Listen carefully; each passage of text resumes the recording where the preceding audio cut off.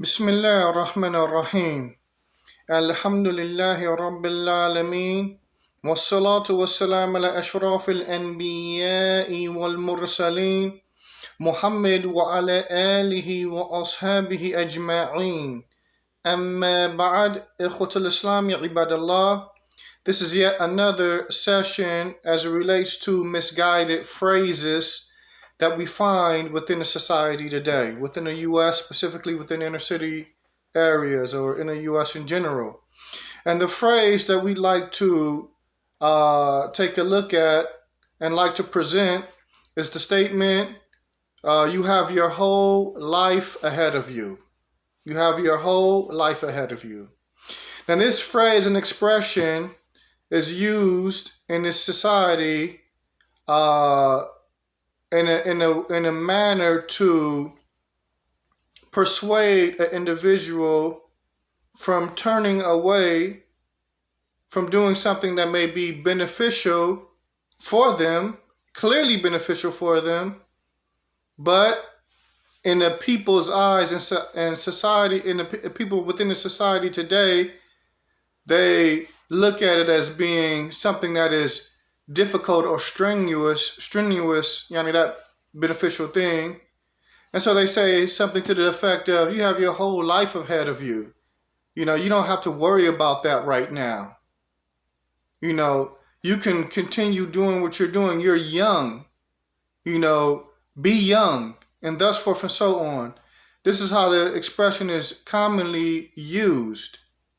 And it's an expression that, once again, for Muslims living in this society, born and raised in this society, and engrossed in this society and or engulfed in it, then sometimes you find the Muslims using this expression the same exact way those who are without guidance use that expression.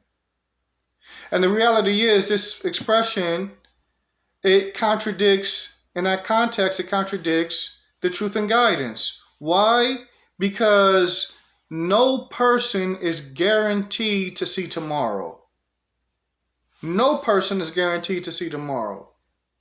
If an individual was asked, tell me when, where, and how you will die, there's no individual that walks the face of the earth except that they'll say, I don't know. I don't know. And so, to employ this particular, or to use this particular slogan and or expression or phrase in the manner in which I just presented, then it's incorrect. It's incorrect. As Allah Tabaraka wa Ta'ala, He teaches us, Inna Allaha indahu ilmu sa'a wa yunazzilu al-ghayth wa ya'lamu ma fil arham وما تدري نفس ماذا تكسب غدا وما تدري نفس بأي أرض تموت إن الله عليم خبير. Allah Tabaraka wa Ta'ala, He states, undoubtedly with Allah there is the knowledge of the hour, when the hour will be established, and when rain will fall. And He knows what is in the wombs of the woman, the wombs, from pregnancy, and thus forth and so on.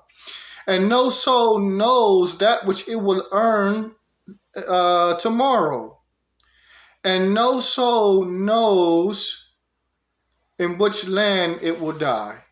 Indeed, Allah Tabaraka wa Ta'ala is the all-knower of everything, and the one who is well acquainted with everything, with the most minute of things, with the most inner core of a thing. He is well acquainted with it. So when people use this phrase, you have your whole life ahead of you, and they're using it in a way to persuade someone from doing something that's beneficial for them, then this person actually has some nerve, as if he speaks as if it's guaranteed that the person will see tomorrow, let alone see the rest of his or her life. And we commonly find this when giving dawah to non-Muslims. And people will make statements like, yeah, if I don't think I'm ready to become Muslim, I'm gonna have to do A, B, C, D, and E. You know, I have my whole life ahead of me. I'll worry about those things later. When they're encouraged to submit and surrender themselves to Allah and to worship Him, they'll make a statement like that. Because they look at Islam as being something that's strenuous, and in reality, it's really because they know that Islam is going to call them away from following their desires and to be upright and to strive in this dunya for the akhirah. So the point, this statement, this slogan, or this phrase that's commonly used, it is a foolish statement, yani that which it implies. And unfortunately, we have Muslims in this society that likewise state this phrase along with the same meaning. Okay, yani they use it in the same context of the kuffar from that which I just mentioned. And I want to give an example of something that really happened almost 20 years ago. Almost 20 years ago. There was a sister that accepted Islam in a community back in LA in her early to mid 20s. And there was a brother that wanted to marry her. And he was in his late 50s. And he was already married, of course. And so him marrying her, she would have been going into polygyny. And you have sisters, no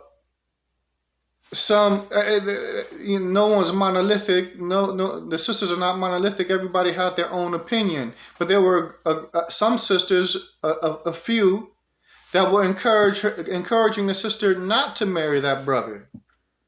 And what was the phrase? Why would you marry him? He's lived his life. You have your whole life ahead of you. You have your whole life ahead of you. And so they were using that statement to discourage her from marrying this particular individual. And all praises are due to Allah. She didn't follow that advice. This sister followed the advice of other women. And she ended up marrying that brother. And that brother, while she was married to him, that brother was a means, by Allah's permission, to elevate that sister and strengthen that sister religiously and otherwise. Because that sister was new to Islam at that time by mere months. And her iman rose as a result of being married to this brother. Her knowledge and understanding of Islam became greater as it relates to, as a result of being married to this brother. And he helped raise her and or elevate her in other ways as well, because after she was married to him, he encouraged her. He said, "Look, make yourself marketable, because I'm older than you and I won't always be around." And by Allah's permission, this sister achieved a master's degree. She achieved a master's degree. She was married to this brother. She went after a bachelor's and then went after her master's. This brother passed away. And when he passed away, he left her. She was left behind. She was widowed. She had children by the brother. And she had credentials. And today, the sister is in a good situation as it relates to her deen and her dunya, meaning financially, she's not in a position where she is struggling. Because that was one of the things that he wanted to make sure that she could be able to provide for herself by Allah's permission after he was gone. After he was gone. So if she had followed that advice, You have your whole life ahead of you. He lived his life. And thus forth and so on. She would have turned away from something that was of benefit of immediate benefit for her and of long-term benefit for her. With the phrase, you have your whole life ahead of you. You're young. You don't need to do that. And that's exactly the same reason why men and women in this society don't get married. Fornication is rampant and on the rise. A young man or a young woman in this society, they'll tell you, I have my whole life ahead of me. Why am I going to lock myself down in marriage right now at age 21, 22, 23, and thus forth and so on? It doesn't matter that this is what Allah wants for them, and this is guidance from Allah, and therein is wisdom to get married, and marriage is the foundation. Never mind all those clear and overt benefits to doing that. No, I'm young. I have my whole life ahead of me. They prefer a misguided outlook over that which is clearly beneficial for them. Which is clearly beneficial for them. So the Muslim, we cannot adopt these corrupt outlooks on varying aspects of life. We can't adopt these corrupted outlooks. And now I'm going back to the situation concerning the sister and her situation. One of the sisters that was given this advice, and this was this was over 20 years ago, just about around that time when this happened. One of the sisters that gave that advice, from that time all the way to now, it's unknown. She was not known to have gotten married. And as of now, she's totally absent from the Islamic community. Meaning, the last time she was seen somewhere, and people were scratching their head and wondering if she was even a Muslim at this point.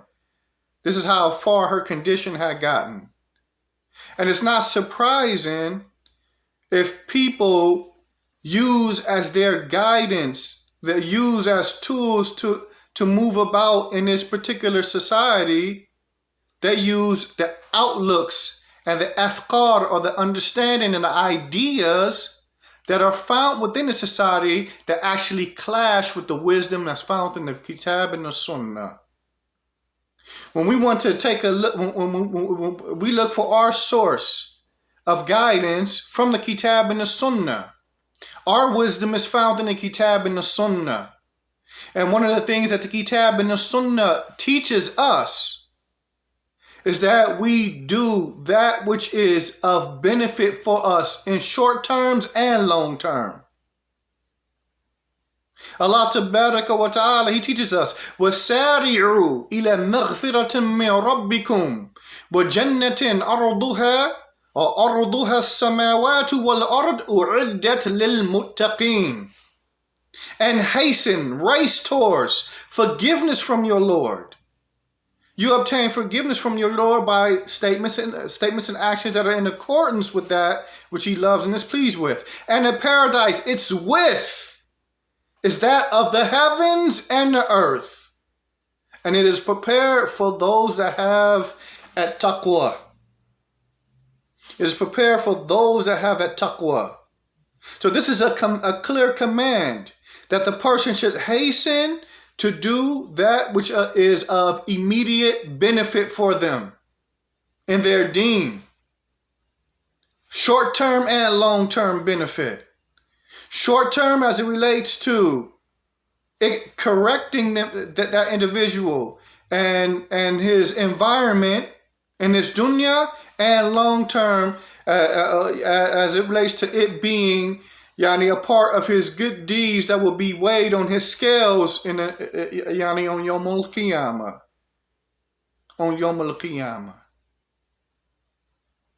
So we shouldn't let these corrupted slogans like "you have your whole life ahead of you" be a distraction from us doing that which is clearly an immediate and long-term benefit for us.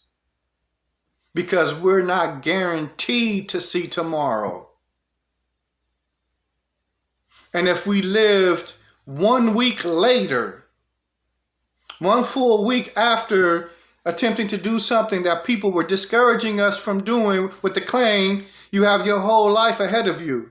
If we disregard that speech and do that which we embarked upon doing and ignore that type of foolishness, then we will be, by Allah's permission, in a good standing if we were only able to see 2 more days in this dunya, or 3 more days in this dunya, or 7 more days in this dunya. We would be in a whole lot better standing if we did that than if we listened to those people who claimed you have your whole life ahead of you. And Allah Tabaraka wa Ta'ala knows best. Subhanakallahumma wa bihamdik. Ashhadu an la ilaha illa ant. Astaghfiruka wa atubu ilayk.